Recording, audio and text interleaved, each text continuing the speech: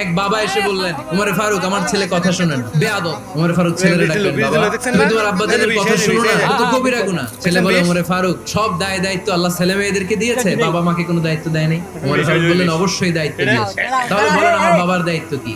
উনি বললেন, প্রাইমারিলি প্রথমত 3 দায়িত্ব। পৃথিবীর প্রতিটি বাবার উচিত ছেলেদের মেয়েদের জন্য ভালো মায়ের ব্যবস্থা করা। 2 নম্বরে সুন্দর তার একটা নাম রেখে দেয়া। 3 নাম্বার তার আল্লাহর কিতাব শিক্ষা দেওয়া। এবার ছেলেকে আমার আব্বা 3টার একটাও করে নাই। এবার ওমরে ফারুক রেগে গেলেন, বাবার কাঁধে ধরলেন। ছেলে বলে, আমিরুল মুমিনিন, আমার মা নর্তকী, আমার মা মাজুসি, আমার মায়ের মধ্যে কোনো আদব কাদব নাই, সুন্দরী দেখে আমার মা রে বাবা বিয়ে করছে, আমার মায়ের কাছ থেকে জীবনে কিছু শিখি নাই। 2 নাম্বার সাম্মানি খানফাসা, আমার বাবা আমার নাম রেখেছে চামচিকা।